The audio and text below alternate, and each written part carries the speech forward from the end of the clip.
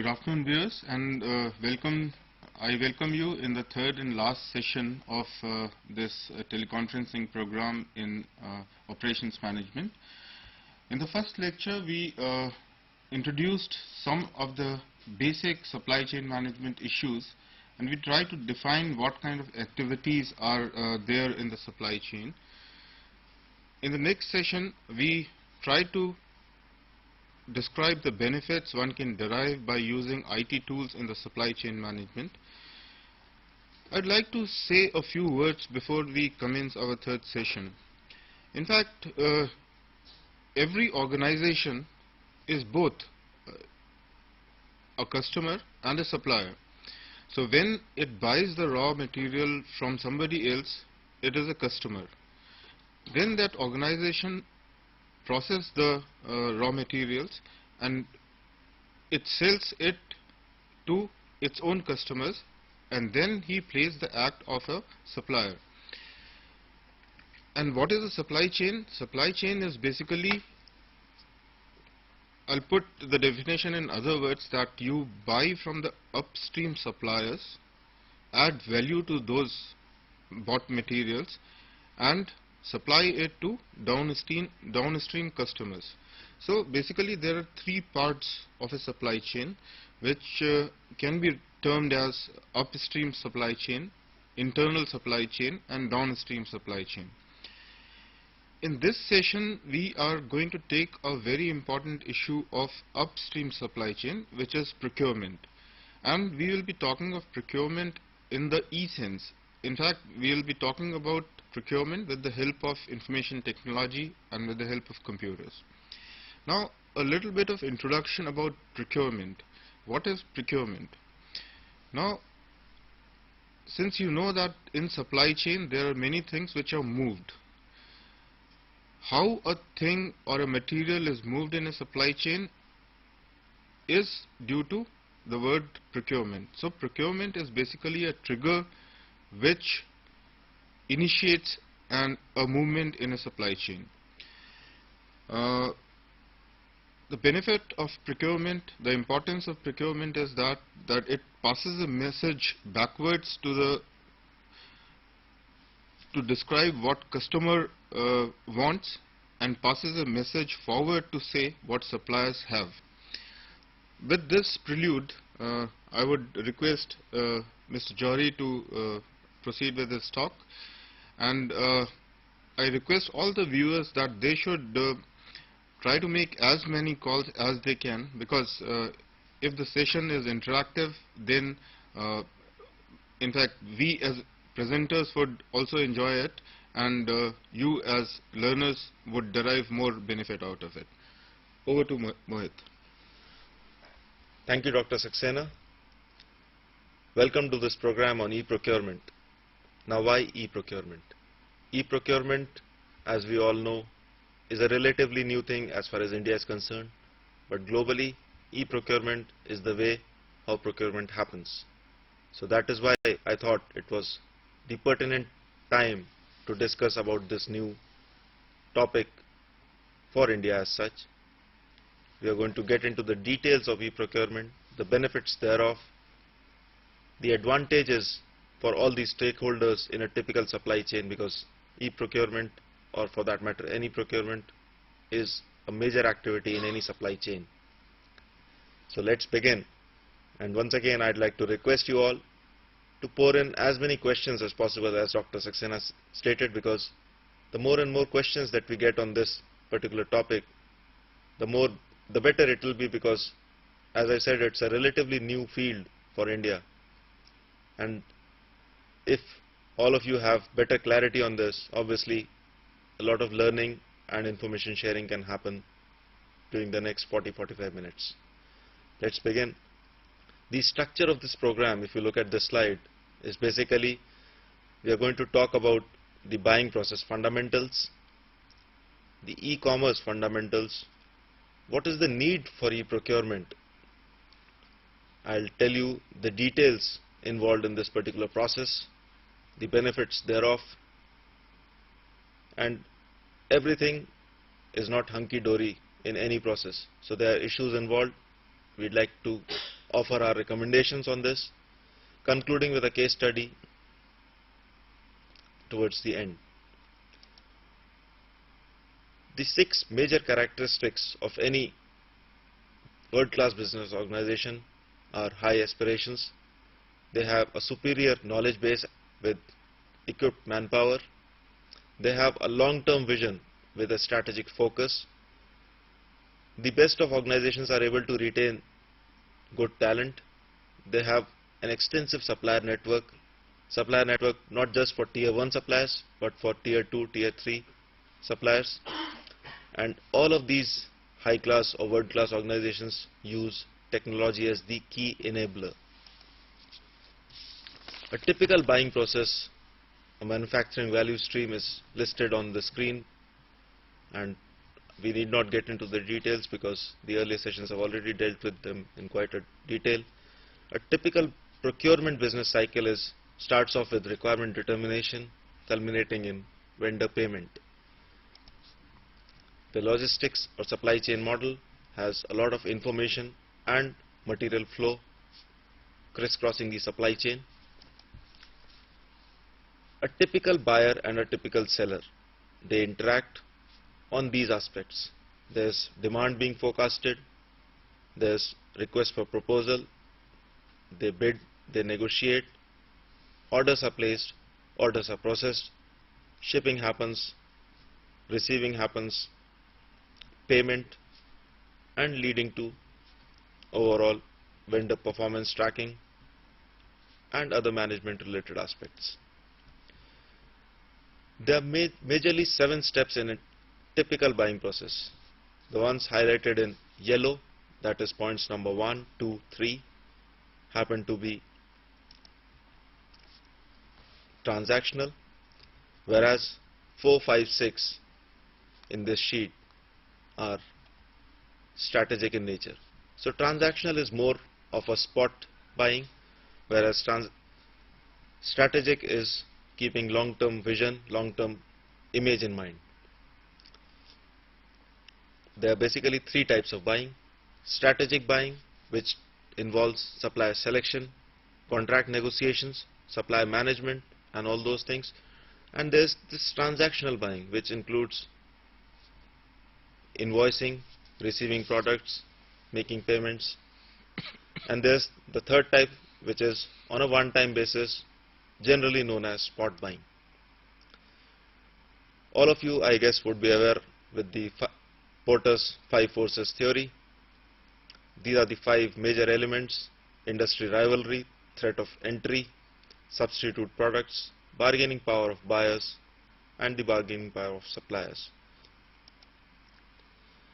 Coming to the core element of today's topic, e-commerce. E-commerce has basically 3 scenarios. If we were to discuss what could be the 3 scenarios, it will be B2B, B2C, and C2C. Any idea about what a B2B business scenario would be like? A B2B business scenario would be something like an India markets portal, wherein information and transactions happen between businesses and businesses. An example of B2C, it will be typical Amazon.com, wherein a business and a customer can interact. Talking of C2C, wherein a customer can directly interact with another customer. An example of that would be eBay or Bazi.com. These are the typical 3 types of interactions that happen in an e-commerce scenario.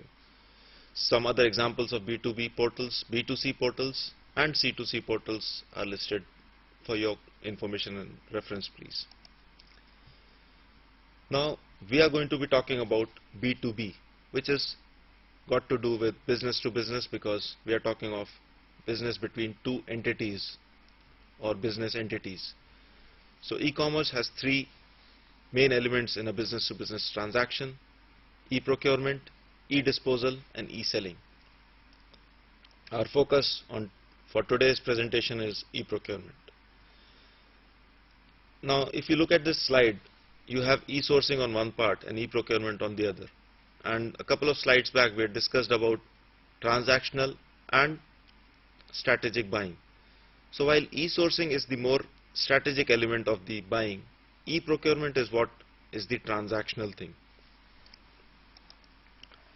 A typical definition of e-procurement is it's a business to business purchase, and e-procurement typically happens over the internet, wherein the buyer, which is a particular company, offers a product, or rather offers the requirement of a product on the internet, wherein these 8, 10, 12, whatever be the number of sellers who are actually business entities in their own, come onto the internet and interact on a real-time basis with the buyer, and finally culminating in the buyer getting the product from the preferred supplier or the supplier who gives the best offer. So an e-procurement event happens over the internet on a real-time basis, involving all the business partners or the stakeholders, as in the entity which wants the product and the people who are willing to offer that product at a particular price. This is another classical definition of e-procurement. Now the question that arises is, why e-procurement? Why do we have to actually go for e-procurement? Why not take the normal route of procuring material that we've been continuously doing for ages? That is wherein the point comes in, that if we were to do business the way we have been doing for ages, how do we catch up with the rest of the world? Because the rest of the world is moving at a very rapid pace, and e-procurement is one tool which can actually help you achieve that pace. It can help you achieve competitiveness, reduce your costs. So e-procurement has all these benefits, as we'll get to see in the subsequent slides. Now what used to happen in the past, as we were talking of, there were order placers. Now people manage commodities, from paper management to information managers. There used to be price point negotiations. Anything and everything used to happen depending upon the price that was offered for a particular product. Now we are moving to a scenario wherein we are talking of total cost of ownership, as we have mentioned, TCO. Total cost of ownership is not just the product, but the other elements that go into that getting that product. So whether it is the administrative costs and overheads, whether it is the time and amount spent in trying to negotiate that, all that is getting built into the product cost. And the concept of total cost of ownership is what is being counted as the final cost of the product. So e-procurement is one thing which can take care of the product cost and the other overheads also, reducing thereby your total cost of ownership. So what used to be a reactive approach, as in trying to get a product, now is becoming more and more proactive, wherein a lot of information sharing happens towards the early part of the buying, and a lot of collaborative effort happens, which leads to a lot of savings. These are some of the stages that we are seeing in the buying scenario worldwide, from strategic sourcing to e-sourcing, and now we are talking of interlinking all the suppliers using a global supply chain management. Technology, as we know, can be an enabler. Enabler to what extent? It can help reduce costs, it can help reduce, as you can see on the slide, it can help reduce a lot of time. A typical negotiation process which can take up to 10, 15, 20 days, we see a typical reduction of roughly 50% in an IT enabled process. And these are figures which have been certified by A.T. Kearney, Goldman Sachs, and all these leading big names who do a lot of research on technology advancement and IT enablement. E-procurement has basically 3 or 4 major purposes. It can get you global reach. Sitting in India, a customer can interact, or a business entity can interact with all the players wherever on the globe they may be. There is a lot of cost erosion that can be achieved by e-procurement. Cost erosion, but the normal question comes, don't we achieve cost erosion otherwise?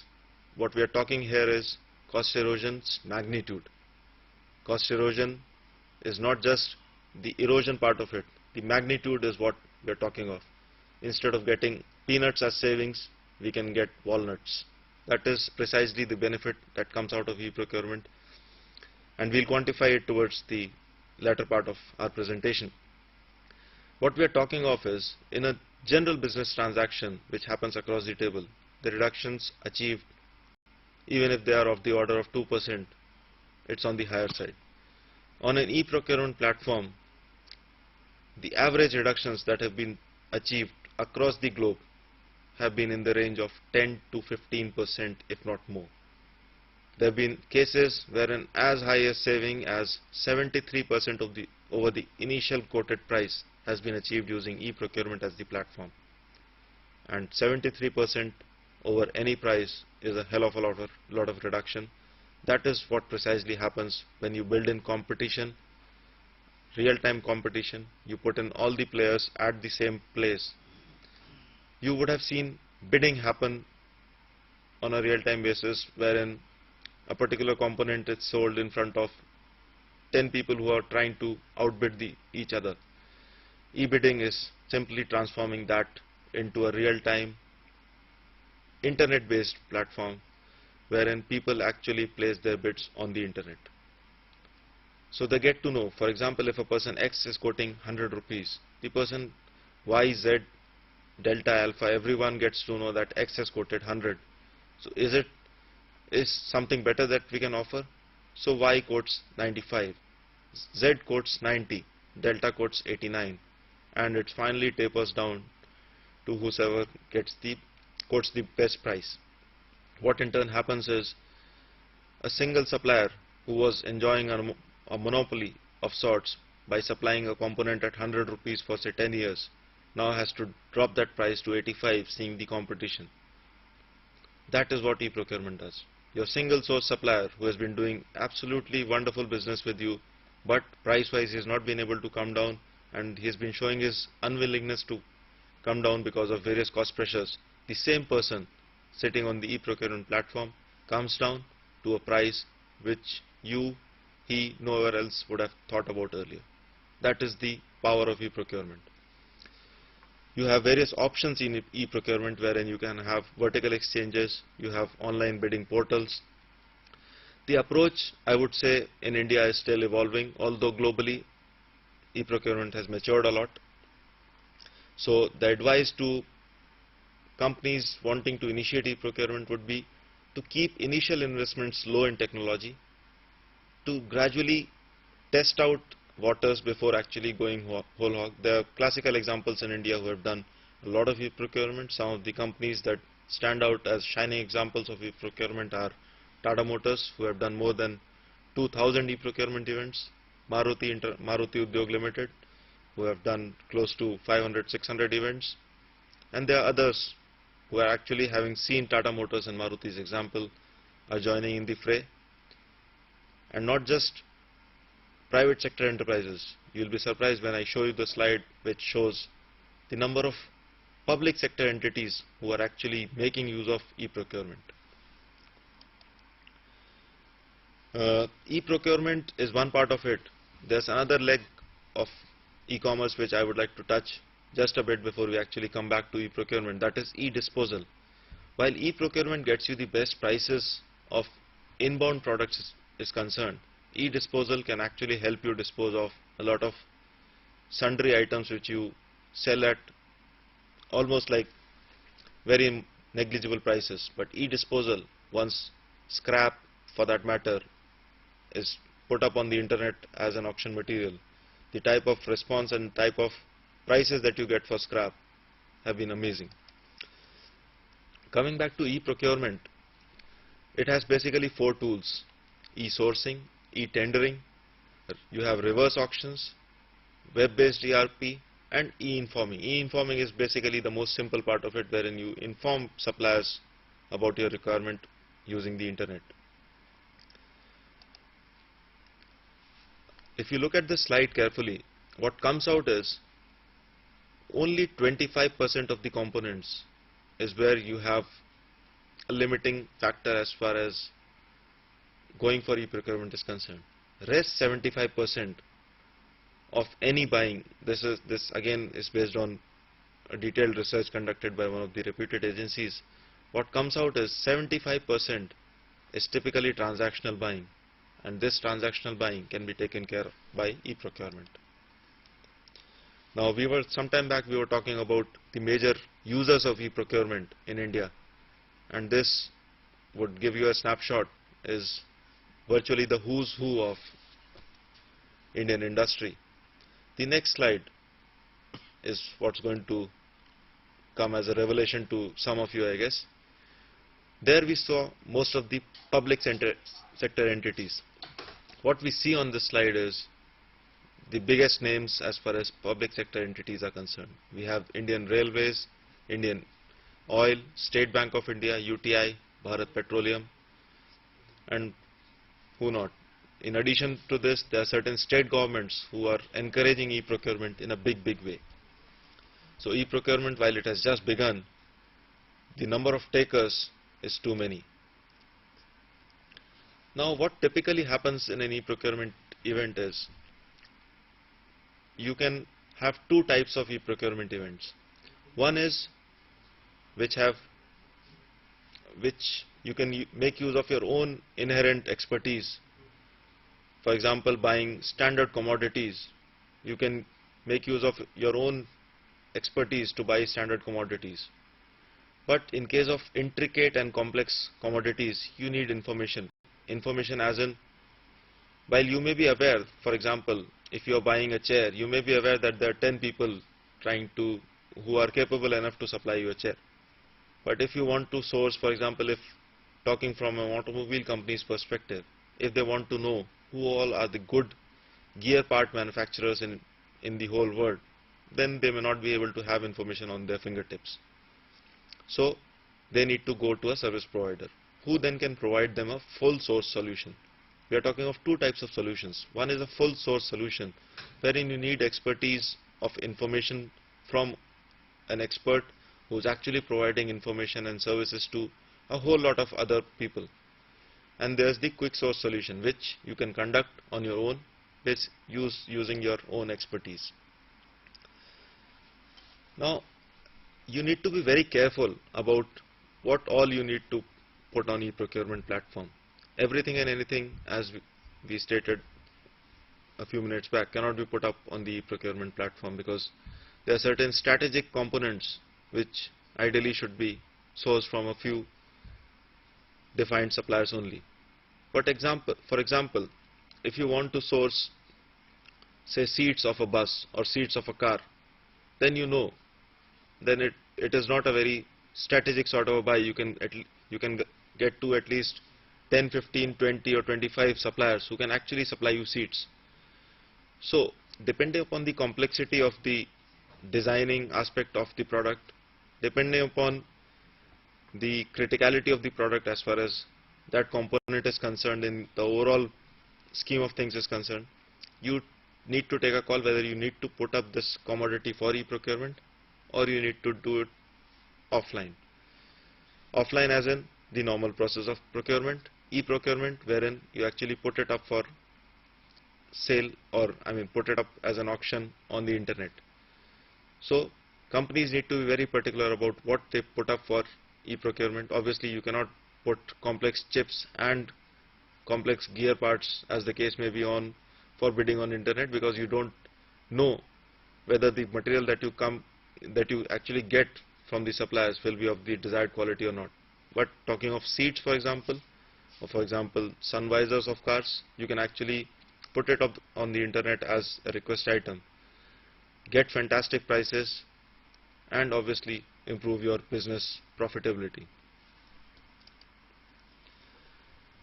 We have already discussed the role of the service provider, who actually has a lot of information. He is basically the repository of information, because a service provider, typically what he does is he not only gives you information on e-procurement suppliers, he gives you information.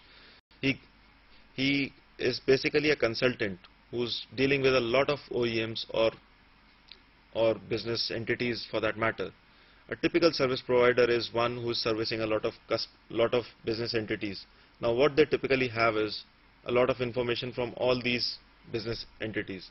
Now if a business entity X wants to buy a component, they can ask this service provider that who all are the potential suppliers for a component X. Since the service provider is dealing with so many other business entities, they'll be the best persons to tell you that component X can be sourced from this supplier in Vietnam, this supplier in China, this supplier in the US of A, and so much and so forth. So having done a lot of e-procurement activity for other business entities, this service provider is able to bring in all that as an information to company X, who then can make use of this information, and when they actually bid out the component, for example if they bid out for seats, they can actually talk to the suppliers sitting in Vietnam, in China, in the USA, in UK, and these suppliers can on a real-time basis place their bids based on the specification of the product, place their bids real-time. So you just imagine the benefits that can come through. Sitting in India, we can source a component from anywhere on the globe using the internet, and that precisely is the beauty of e-procurement. Had this been a normal cycle wherein you negotiated the price of a component with suppliers, look at the amount of logistics that would have gone into. The supplier from Vietnam would have had to come into India to discuss, the supplier from China would have had to do the same, and so on and so forth. So you are trying to bring down your cost, and in the bargain you are actually ending up saving a lot of time and effort for the other suppliers. So what happens as an outcome of this activity is the price. The suppliers who had this overheads of coming to India, going back to Vietnam, spending a lot of time and effort in the bargain, this is what gets reduced as far as their overheads is concerned, and that in turn gets translated into the product price. So for example, if a seat was costing 500 initially, out of that obviously the overheads for example were 50 rupees. So this 50 rupees that the supplier sitting in USA was spending on trying to establish contact and coming over and explaining things, he saves that, and that is what he passes on to the OEM. So suppliers don't do any charity, but having saved those overheads is what they pass on to you as your savings. So using internet, you save on your overheads, get your prices down, and the entire value chain or the supply chain benefits in the bargain. The typical e-procurement process, if you could look at the slide on this, is it deals with the buyer and the supplier, and as I said, there's a lot of interactive thing happening over the internet wherein the buyers interact with the sellers and get the best prices. If you focus on the next slide, you have 3 cycles in a typical e-procurement life cycle: sourcing, ordering, and analysis. Now these 3 are entangled. You cannot say that sourcing happens earlier or ordering happens earlier or analysis happens earlier. This is a continuous chain which happens over the entire life cycle of an e-procurement, or rather an e-procurement life cycle. Right from order management to contract terms to negotiations and awards, everything is covered in this particular cycle. Now the complete process can be divided into 3 major phases. First is to identify potential opportunities.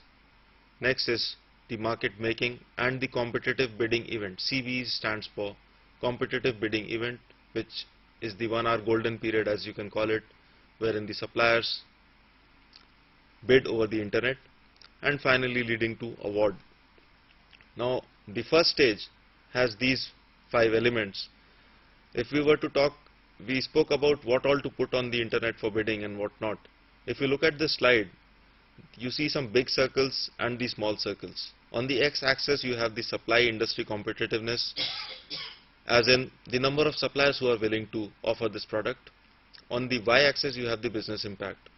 So the more the competitiveness in an industry and more the business impact, those are the low-hanging fruits, as you can call it, that you should address in the first stage, and moving gradually on to the smaller circles.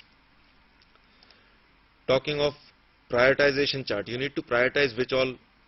If you look at the x-axis, you have simplicity of implementing sourcing strategy. Simplicity as in there are certain components which you can easily start sourcing from a new supplier. And on the y-axis you have the savings estimate. The more the savings estimate and the more simplicity, the bigger the circle will be. So you need to identify which all components you can actually source from a new supplier in a shorter span of time, and depending upon that you can decide what to source using the e-procurement platform. The second stage is the market making or the competitive bidding event phase, and the third phase is finally you award the contract. Now the point to note here is we are talking of something called a reserve price. What exactly do we mean by reserve price? See, you are sourcing a component from a particular supplier at price X. Now another supplier comes in and tells you, supposing for example's sake, if we say we are sourcing a component at a price 1000 rupees, another supplier who comes in through the e-procurement route offers you a price of 995 rupees. So for a saving of 5 rupees or 1 rupee, will it be wise to go for a new supplier? No. That is wherein the concept of reserve price comes in. Reserve price, what do we mean by reserve price? Reserve price is the barrier which the new supplier should pass in order to be able to succeed the current incumbent. Current incumbent is supplying at 1000 rupees. The new supplier wants to supply at 995 rupees. 5 rupees or 0.5% doesn't make sense to me. Nothing doing, because the type of effort that I'll need to discontinue the current incumbent and replace him with a new supplier does not, this type of saving, minuscule saving of 5 rupees does not warrant that. So the concept of reserve price has been derived. What a reserve price means is, supposing you were to shift from a supplier X to supplier Y, he should be competitive enough as far as price is concerned, but the shifting process, the time and effort that it takes, the price that a new component supplier offers should be able to take care of it. So if a new component supplier offers you 850 rupees, then obviously it makes a lot of sense to shift to the new supplier. So companies need to decide what is the optimum level that a new supplier has to come in to be able to displace the current incumbent. That optimum level could be 5% of the current price, it could be 2.5%, it could be 10%. Depending upon their own expertise, they need to finalize what should be the reserve price below which only I would look at a new supplier. If the other suppliers quote anything above that, we will continue with the current supplier. So that is the concept of reserve price that I wanted to explain to you. Now if we look at this, I believe not many of you would have seen a competitive bidding event. This is what typically happens in a bidding event. This is one example and this is another example. You have a 1 hour time period wherein all these 8, 9, 10 suppliers are invited based on having pre-qualified the various terms and conditions of a contract to bid for a particular component. Now these people, if you look towards the earlier part of the bidding, place their bids very cautiously. Going further down, the moment they see that the 1 hour time period is about to end, there's a lot of activity which starts happening. Now you would be wondering why I mentioned a period of 1 year, sorry, one hour, whereas this bidding event is going up to as long a period as almost like 3 hours. See, 1 hour is the defined period of an event. Now what typically happens in an event is the bidding activity, as you saw from that slide, is staggered over that 1 hour, and frantic activity happens towards the ending period. Now if we were to put a cap of 1 hour as the only limit that you can bid up to, it may so happen that a person with a better internet connectivity, and mind you, internet connectivity in India is a major issue, a person or a supplier having a better internet connectivity would be able to place bids in the last second itself and thereby taking the bid. What this would do is the other bidders who would have been able to offer a better price compared to bidder X would be left stranded, because by the time they can react, the time would be over. So what generally is done in an e-procurement event to avoid this type of a scenario wherein one person can upstage or upsmart the other ones is to give an extension. A bid happens in the last 2 or 3 minutes. So an e-procurement event typically has an extension period. If a bid comes in towards the end of the event, typically 2 or 3 minutes remaining, then the event gets extended by another 5, 10, 15 minutes, so as to give the others opportunity to react to whatever has been quoted as the best price. So it gives a fair opportunity to everyone concerned or involved in the process to actually place their best bids. And this keeps on happening. As you saw from that graph, the event typically goes up to beyond the 1 hour time cycle originally defined. It typically goes on to 2, 2.5, 3 hours, thereby getting you the best price and satisfying the requirement of all the suppliers who would be satisfied at least that they place their best bids. Benefits of e-procurement. If you look at the slide, I'm trying to give you a technical sort of funda on this, wherein there are two options if you need to reduce your break-even point. Either you increase your revenues or reduce variable cost. Increasing revenues in the current scenario, in the current competitive scenario, I would say, is a rather difficult task. So what companies are focusing on is the variable cost, and e-procurement is one thing which can reduce your variable cost and bring down your break-even points, cut down your losses, increase your profits and whatnot. If you were to enumerate these key benefits, it would be to imbibe the best industry practices. Obviously it is being used elsewhere, everywhere else in the world. You can reduce your vendor base. Instead of talking to 10 suppliers and getting components from 10 of them, using e-procurement you can identify the top 2 or 3 who can actually meet your requirement. And in the bargain you get into long-term contracts or agreements with them, and that leads to a lot of business stability for the supplier as well as for the customer. Using the internet, obviously you can reach to a lot of global suppliers. It is a world-class technology. As we saw, we get fantastic savings, and very importantly, you save a lot of time and effort that you spend in a normal procurement cycle.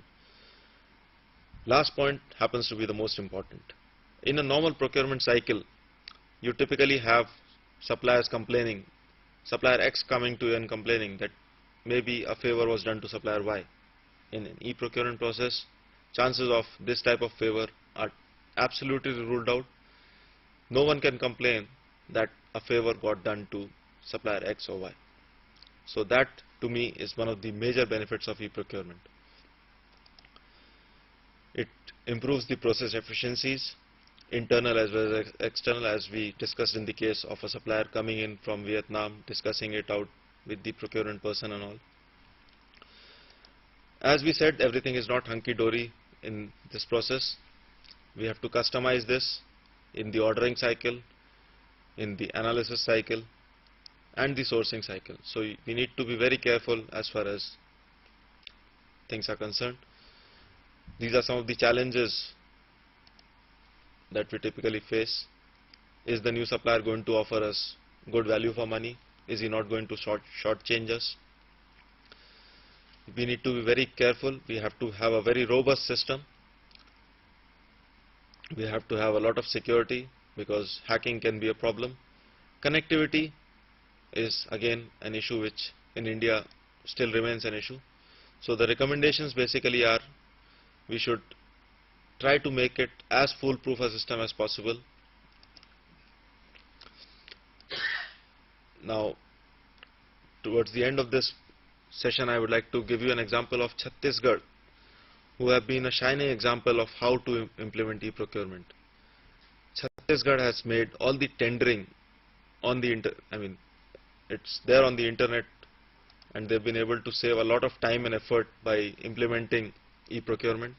So a typical government agency, if it has been able to implement e-procurement, I don't see any hindrance why any of the public sector and the private sector will not be able to take the benefits out of e-procurement. A typical public sector, a private sector case, if I were to give you and conclude, have been able to see these type of savings on e-procurement. I'm just giving you examples of, we talked about proprietary components, rubber components, steel components, services. We are just not talking about components, we are talking of services. They have been able to use e-procurement to settle their transportation contracts, their electrical contracts, their town cleaning contracts and whatnot. They've been able to buy tools, they've been able to buy special purpose machines, like air compressors, nut runners, everything, you name it, and everything they've been able to do using e-procurement. And look at the type of savings that they've been able to get. For sheet metals, the savings range from 3 to 7%, from rubber components 8 to 15%, plastics 10 to 18%, the upholstery common components wherein you have a lot of competition by suppliers, electrical 4 to 8%. So if we were to summarize and go back to the slide, the savings through e-procurement for one particular plant of that company have been 25 crores. Recurring savings per month are of the order of 1.5 crores. We are talking of huge numbers here. 1.5 crores per month is what they've been able to save.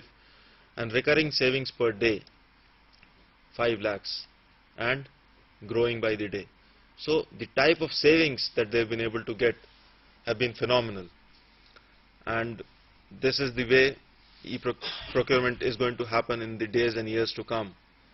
So just to recapture, we've spoken about e-procurement, its benefits, the various hindrances involved, the various recommendations that we have proposed, as in safeguarding information, clarity of vision as far as which all components to put up for e-procurement, what not to put for e-procurement is concerned. So all those things have to be very carefully analyzed before putting up components for e-procurement. And we have seen the various issues involved, the various advantages not only for the suppliers and for the companies involved also. So e-procurement, I would like to conclude, has resulted in multiple benefits for the entire supply chain, and it is time that companies in India also implemented it whole hog. Thank you. Thank you, Mr. Jory, for delivering a perfect blend of the theory with the industrial experience. You have taken ample cases from the industry to highlight what the theory suggests, and I would like to summarize the 3 presentations that were made today by quoting a small story. There is an interesting Chinese curse come blessing that it reads like this, that may you live in interesting times. Why I've called it a curse and a blessing? It is a curse for those persons who are lagging behind in technology, and it is a blessing for those who are reaping the benefits of the technology.